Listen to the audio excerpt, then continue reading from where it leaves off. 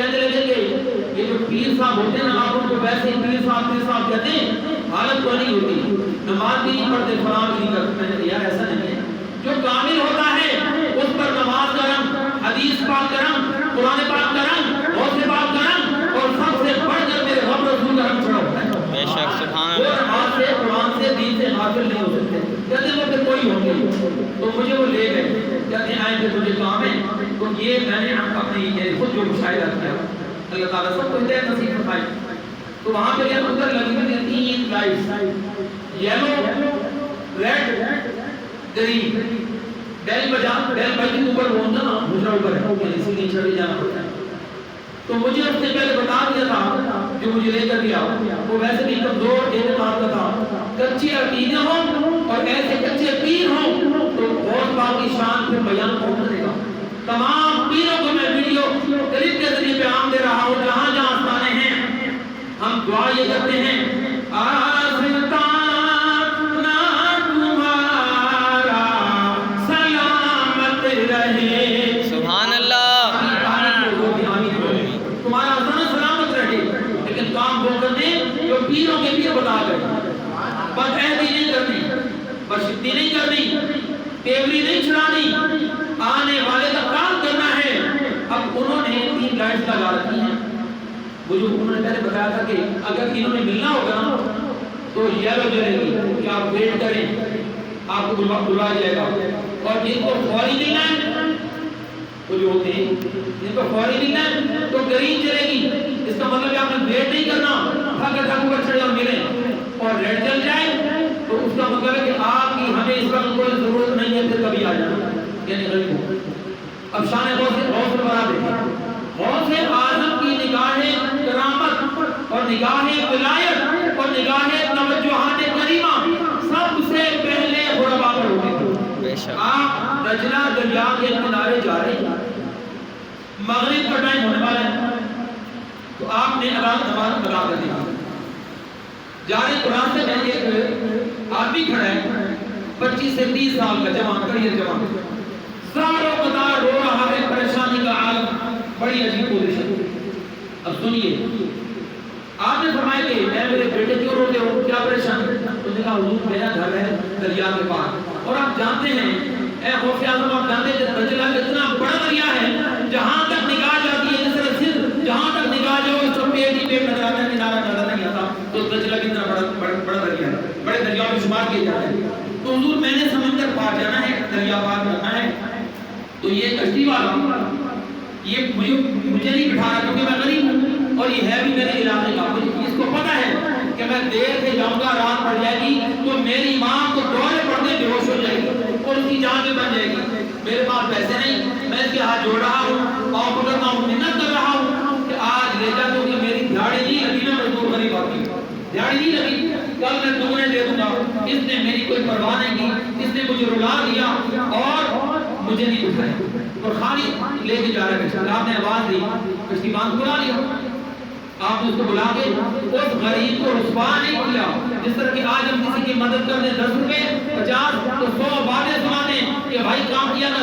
یہ جوانی کیا بربادی کر رہا ہے، یہ کیا بھکاری والا، 100 باتیں سنانے 10 روپے دے۔ اور آج ہم نے کمال شرط کو مبارک فرمایا اور ہمیں درد دیا کہ جو میرا مرید ہے اس کو میرے نقش قدم پر چلنا ہوگا تو وہ میرا مرید بنے گا۔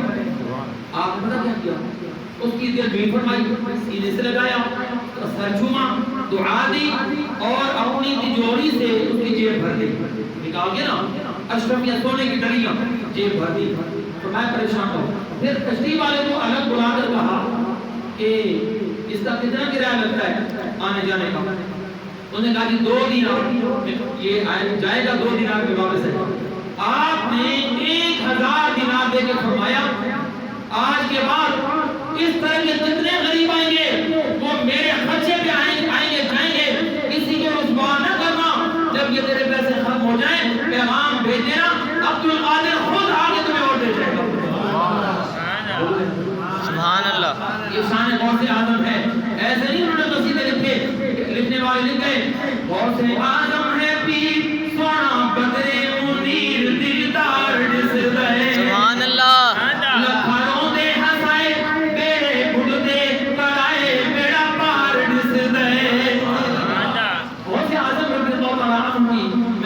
بیان کر رہا تھا کہ حضرت عاصم بن برقیہ جو حضرت سلیمان علیہ السلام کے دور کے ولی تھے، کچھ علم جانتے تھے کتاب میں سے، تو جو غوث پاک انہیں قرآن کے عالم حافظ ہوں، نماز فجر کے بعد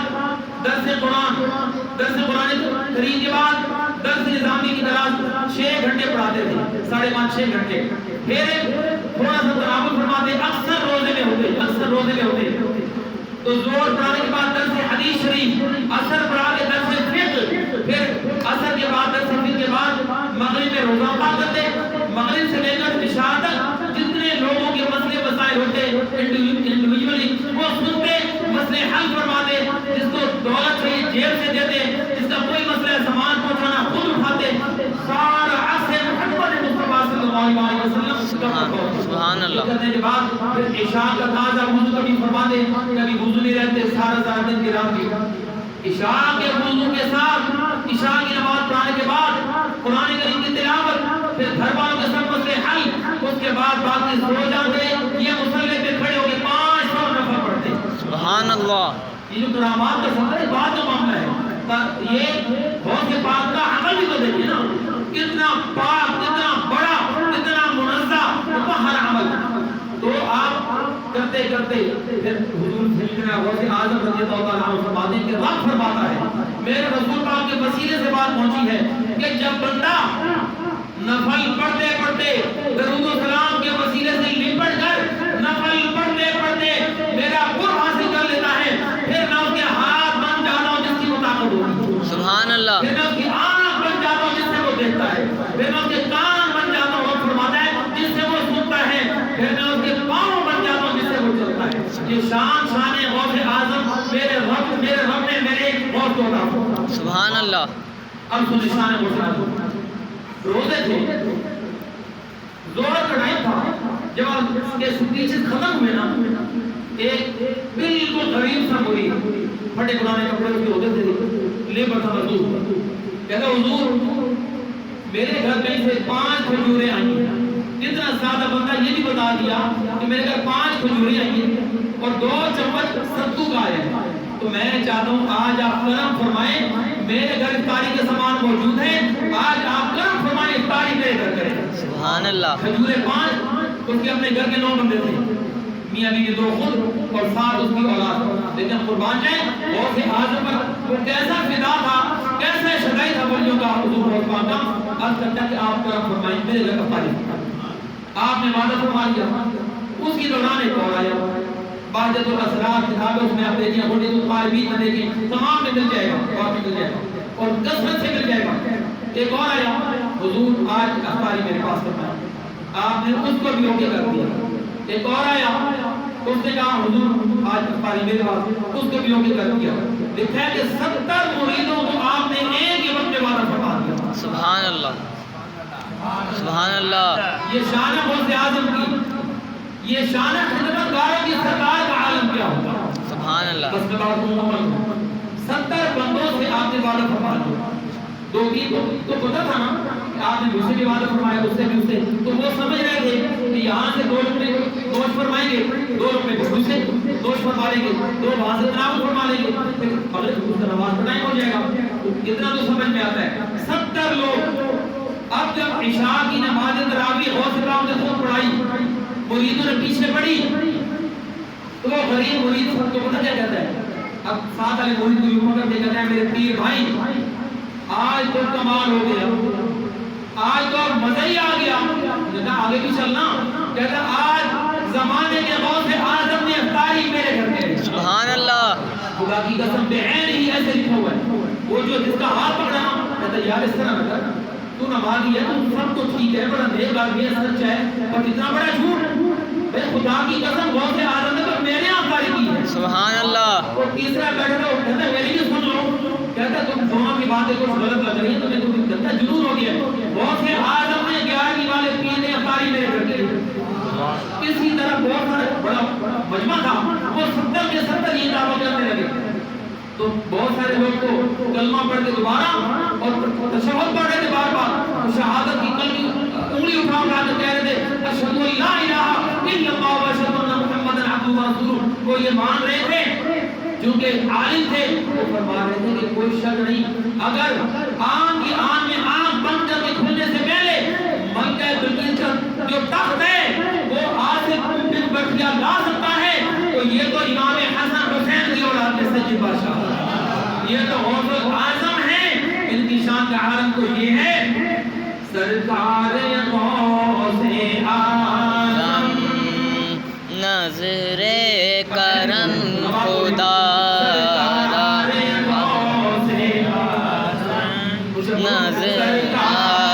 غوث اعظم نظر کرم خدا میری خالی جھولی بھر دو میں فقیر ہوں تمہارا۔ جتنے اولیاء کاملین ہیں خدا کی قسم یہ جھولیاں حملہ کیوں پھیلا پھیلا کر غوث اعظم دستگیر کے دروازے پہ کھڑے ہوتے تھے کہ غوث پاک بڑا جلوہ گر ہو اور کرم فرمائیں ہماری